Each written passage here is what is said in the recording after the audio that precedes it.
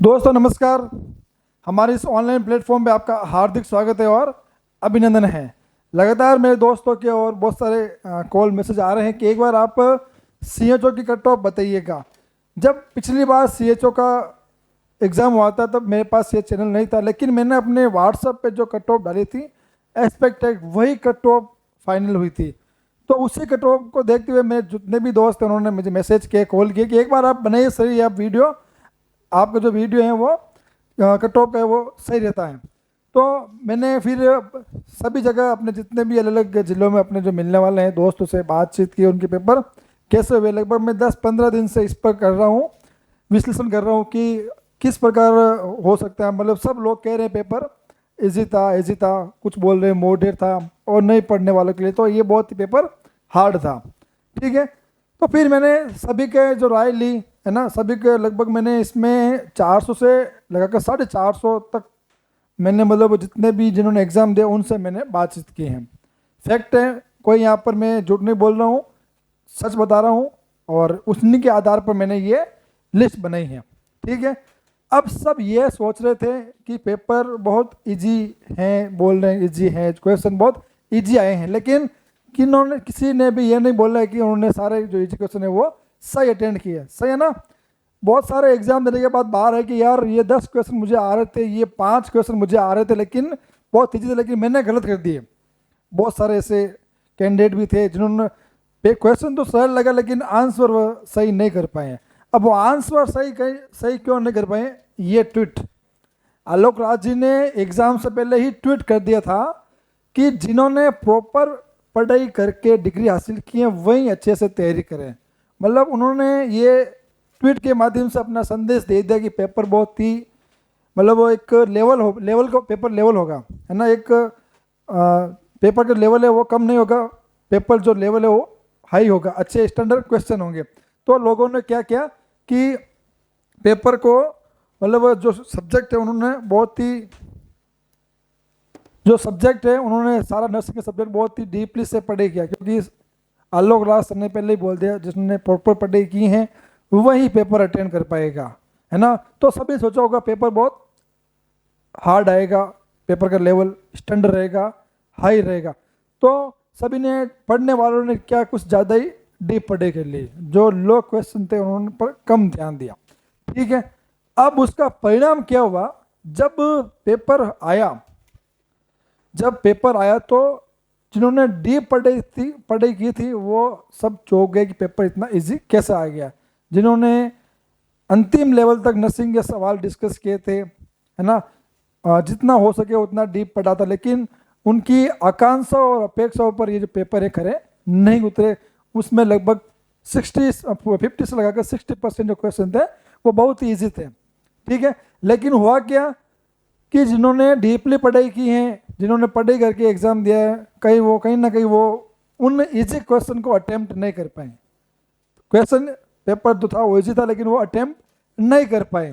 ठीक है, अब चलते हैं अपन आगे कुछ डिस्कस करते हैं। देखो पोस्ट है सीएचओ की कितनी है, पिछली बार से कमी है, 2634 है, जिनमें लगभग नॉन टीएसपी की है 2563 और टीएसपी की लगभग है 71।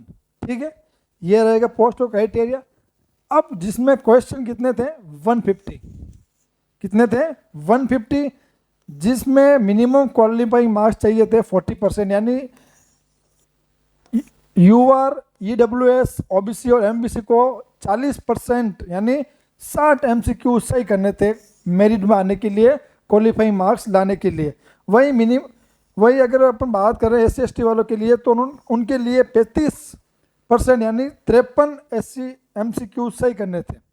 ठीक है, अब होता क्या है कि जो टोटल फॉर्म भरे गए थे वो थे लगभग 81412 यानी 81,412 लगभग फॉर्म भरे गए थे, लेकिन जो परसेंट हुई है वो जो परसेंट हुई है वो 73,698 यानी लगभग 90% लोगों ने एग्ज़ाम दिया। ये इतना परसेंटेज क्यों हुआ, क्योंकि आलोक राज ने राजस्थान अधीनस्थ बोर्ड ने पहले ही ये चेता दिया है, नोटिस जारी कर दिया कि जिन्होंने फॉर्म भरा है उनको एग्ज़ाम देना अनिवार्य, नहीं तो अगली बार जब वो फॉर्म भरने जाएंगे या जब फॉर्म भरेंगे तो उनको SSO ID से 700 रुपये का पेमेंट है वो देना होगा, फिर ही उनकी ID चालू होगी।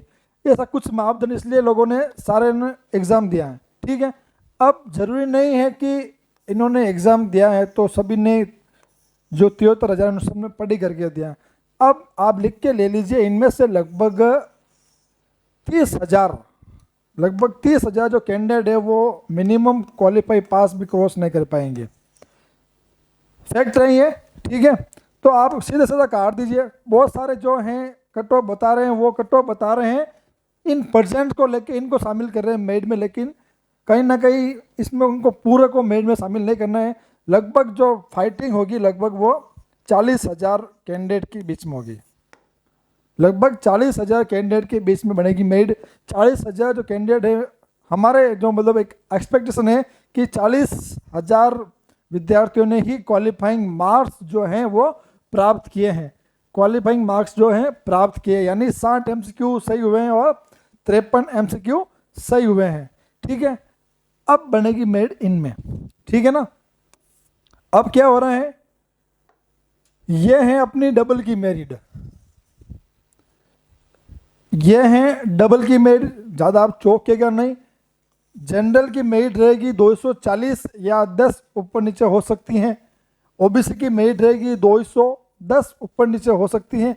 एससी की मेरिट रहेगी 190 लेकिन 10 ऊपर नीचे हो सकते हैं। और एसटी की मेरिट रहेगी 180 10 ऊपर नीचे हो सकते हैं। ईडब्ल्यूएस की 230, एमबीसी की 210। ये अपन जनरल ले रहे हैं, इसमें सभी शामिल हो गए हैं, महिला जो भी हैं, जनरल जो बॉयज़ वगैरह कॉमनली अपन ने ये मेरिट तैयार की हैं, है ना। कि जनरल में है जिनके 240 बन रहे हैं, 240 प्लस बन रहे हैं, वो सेफ है, यानी यहाँ तक ये मेरिट जाएगी।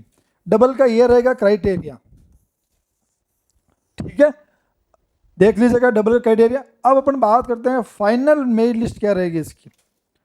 फाइनल मेरिट लिस्ट क्या रहेगी वो है बहुत इंपॉर्टेंट, ठीक है। ये जो है इतनी रहने वाली है कट ऑफ, क्योंकि पेपर बहुत इजी था और लोगों ने क्या इजी में ले लिए हैं और इजी सवाल भी सही नहीं कर पाए, ये हमारा सर्वे कह रहा है, ठीक है। अब वो इजी सवाल सही नहीं कर पाए तो जो पेपर उनके लिए तो क्या हो गया, वापस हार्ड ही हो गया। हार्ड मतलब जो पेपर है उनके लिए वापस क्या हो गया, वो इतना मार्क्स देगा नहीं। लेकिन सब यही बताने पेपर इजी था तो मेरिट हाई जाएगी, लेकिन ऐसा नहीं है, है ना। हाई इतनी भी हाई नहीं जाएगी। जो पिछली बार जो मेरिट थी उसी के आसपास ये जो है फाइनल मेरिट लिस्ट रहने वाली है। अपन जनरल कैटेगरी की बात करें तो जनरल कैटेगरी में फाइनल मेरिट रहेगी वो रहेगी 260 10 ऊपर नीचे, या तो 10 ज़्यादा या 10 कम, ये रहेगी इसकी जनरल की, ठीक है। वहीं अपन बात करें ओबीसी की, यानी ओबीसी की जो मेरिट है वो कितनी रहेगी, लगभग 230 या 10 ऊपर नीचे। ये फाइनल है, जिनके 230 प्लस बन रहे हैं वो सेफ हैं, ठीक है। ईडब्ल्यूएस की जो मेरिट रहेगी वो रहेगी अपने 240 या उससे 10 ऊपर नीचे हो सकता है। वहीं अपन अगर बात करते हैं एमबीसी की रहने वाली है 220, उससे 10 कम भी हो सकती है, 10 ज़्यादा भी हो सकती है। वहीं अपन अगर बात करें एससी की, तो एससी की रहने वाली है 210 प्लस 10 ऊपर नीचे हो सकते हैं। और एसटी की बात करें अपन तो रहने वाली है 200। ये रहेगी सीएचओ की फाइनल कट ऑफ। जब फाइनल कट ऑफ आए तो हमारा ये मिलान कर लीजिएगा, ये हमारा अनुमान है, बाकी सब भगवान के भरोसे हैं। ये अपन ने एक अनुमान लगाए हैं एक्सपेक्टेड, यानी इतनी रहने वाली है, ठीक है ना। जो यूआर में है जिनके 260 प्लस बन रहे हैं वो सेफ हैं। ओबीसी में है जिनके 230 प्लस बन रहे हैं वो सेफ हैं। और ईडब्ल्यूएस में जिसके 240 बन रहे हैं वो सेफ हैं। एमबीसी में जो 220 बन रहे हैं वो सेफ हैं। और एससी में जिसके 210 प्लस बन रहे हैं वो सेफ हैं। और एसटी में जिसके लगभग 200 प्लस बन रहे हैं सेफ है। ये है हमारी सरल नर्सिंग ऑनलाइन प्लेटफॉर्म की अलग अलग जगह पर सर्वे के आधार पर बनाई गई मेरिट लिस्ट। बाकी तो जो आपने एग्ज़ाम दिए हैं वो अधिनियम बोर्ड में लोग हैं, अब इससे ज़्यादा तो क्या कहें, मेड ऊपर भी जा सकती है और नीचे भी जा, लेकिन ये हमारी अनुमानित कट ऑफ है, ये तक रहने वाली हमारी कट ऑफ। और अगली क्लास में अपन एक और वीडियो बना देंगे NHM नर्स का, उनकी कितनी कट ऑफ रहने वाली है। तब तक के लिए धन्यवाद।